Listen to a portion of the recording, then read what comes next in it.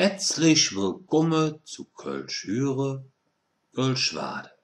Hück Lektion 5.1. Komm und trau dich. Ja, wenn Sie sich jetzt fragen, wieso 5.1, ne, hat folgende Bewandtnis. Und zwar, es ist ja nicht immer, ihr sagt, dass ihr noch wisst, was ich euch am Anfang versucht habe, ganz grob in der Erklärung beizubringen. Was Verben, was Adjektive und so weiter betrifft. Deswegen gehen wir heute mal ein bisschen in die bisher ungeliebte Regelkunde. Hab ich auch immer gehasst, aber da müssen wir jetzt durch.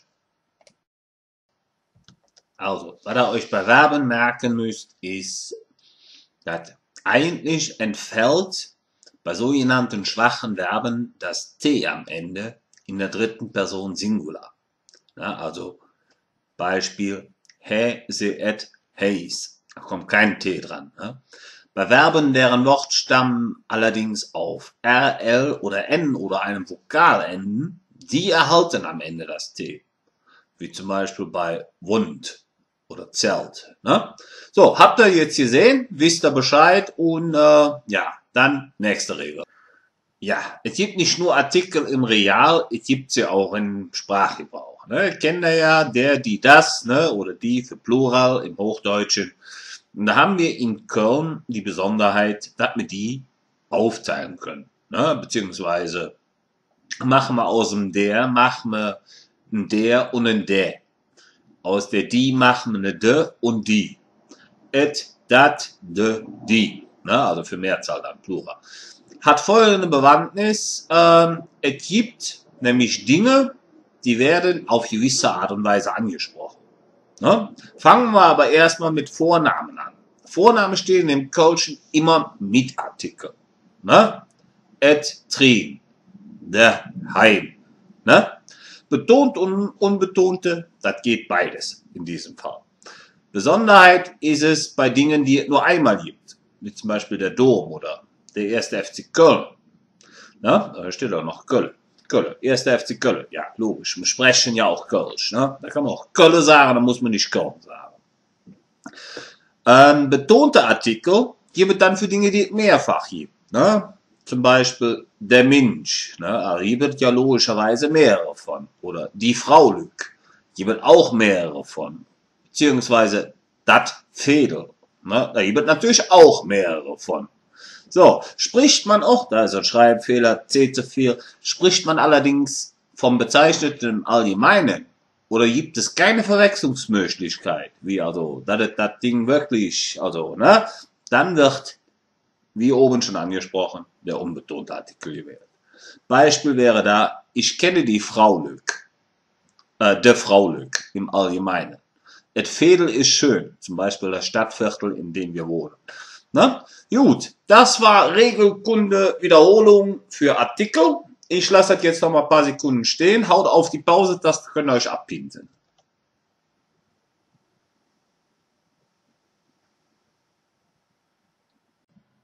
Oha, ich überlege mir ja gerade, ob ich das jetzt erstmal auf euch wirken lasse.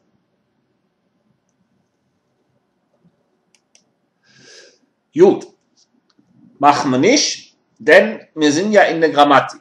Ne? Und jetzt sind wir erstmal beim Fürwort, ne? Also sprich bei der Deklination. Ne? Also Deklination heißt ja, in der Grammatik einer Sprache beschreibt die Deklination formal die Regeln, nach denen bestimmte Wortarten, vor allem Substantive, Pronomen, Adjektive und Artikel gemäß der grammatischen Kategorien Kasus, Numerus, Genus ihre Form verändern.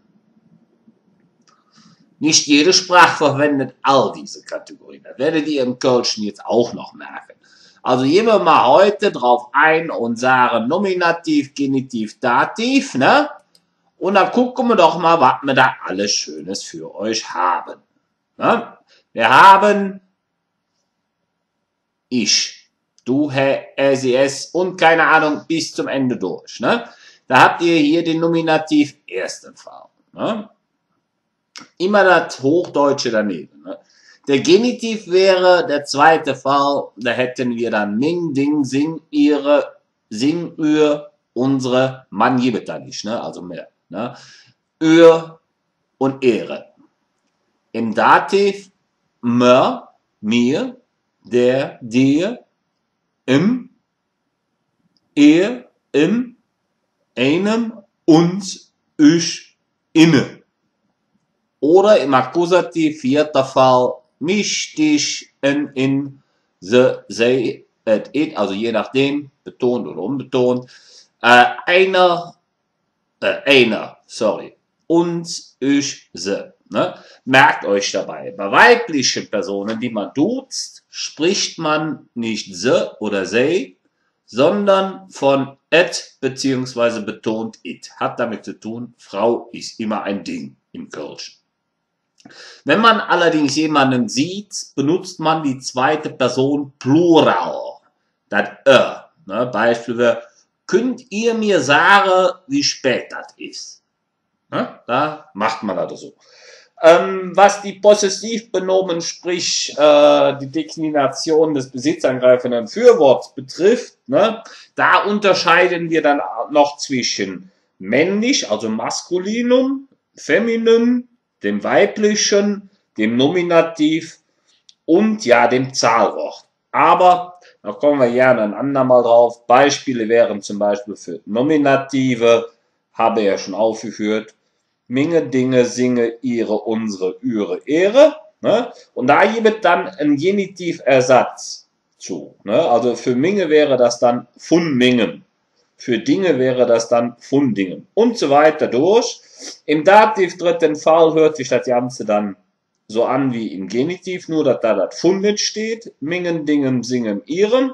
Und im Akkusativ lässt man einfach das letzte weg, also sprich den letzten Buchstaben, da sind wir wieder bei Minge, Dinge, singe, ihre, unsere, ihre. Aber das bekommt ihr beim nächsten Mal noch zu sehen oder ja, in einer der nächsten Folgen. Das war jetzt erstmal nur für heute, da ihr das schon mal habt, Deklination, Personalpronomen und damit ihr wisst, es ist nicht alles so einfach, wie es aussieht. Und während ich hier mit euch quatsche, fliegt draußen ein Düsenjäger vorbei und ich muss mir jetzt erstmal überlegen, ob ich das jetzt alles so lasse oder ob ich das nochmal aufnehme. Er ist weg, ich denke, ich lasse es so. Nach so viel Grammatik haben wir uns auch ein bisschen Spaß verdient. Wir haben eine neue Geschichte für euch von unseren 3 Hauptprotagonistinnen, dem Tünn, dem Hein und dem Trin. Und heute sind dabei der Hein und der Trin und über den Tünn wird nur erzählt. Machen wir so wie immer. Ich lese zuerst einmal im Ganzen vor. Danach übersetze ich euch das. Und danach machen wir die Sätze einzeln. Ich inne für, ihr, gut dann. Also ihr seid danach dran.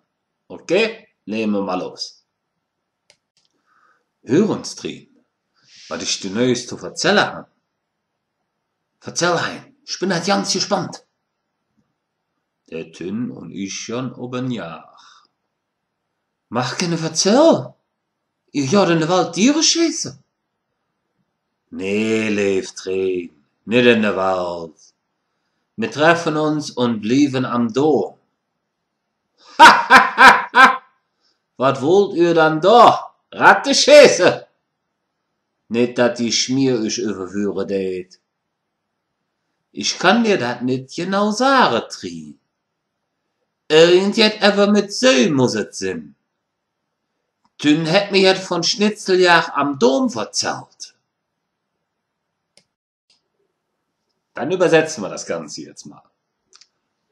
Hör mal, Trin, was ich dir Neues zu erzählen habe. Erzähl, Hein, ich bin schon ganz gespannt. Der Tünn und ich gehen auf eine Jagd. Nur erzähl mir nix. Ihr geht in den Wald Tiere schießen. Nein, liebe Trin, nicht in den Wald. Wir treffen uns und bleiben am Dom. Hahaha, was wollt ihr denn da? Ratten schießen? Nicht, dass die Schmier, also die Polizei, euch noch überführen wird. Ich kann dir das nicht so genau sagen, Trin. Irgendetwas, aber mit Säuen muss es sein. Tünn hat mir was von Schnitzeljagd am Dom erzählt. Ja, wie Sie eben gemerkt haben, bei der Schmier hört es bei mir auf. Egal ob im Hochdeutschen oder im Platt, das ist für mich ein und dasselbe Wort. Ja, so. Jetzt gehen wir die Sätze dann alle einmal durch. Ich lese sie einmal vor und ihr lest sie nach.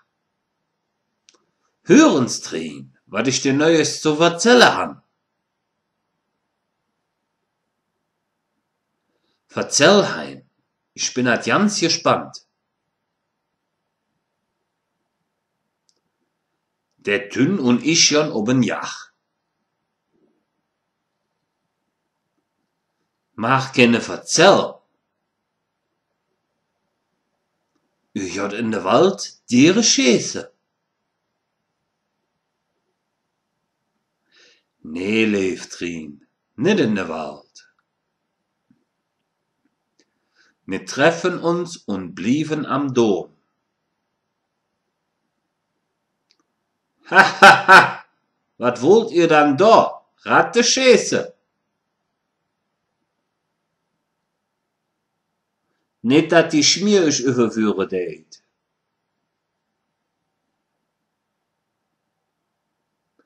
Ich kann dir das nicht genau sagen, Trin. Irgendjet even mit Söh muss es sein. Dünn hätt mir jet von Schnitzeljagd am Dom erzählt.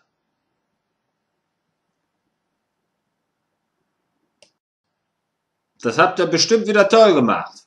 Freut mich, wenn wir euch eine Freude gemacht haben nach dem ganzen Kopfqualmerei am Anfang und in dem Sinne bis zur nächsten Folge.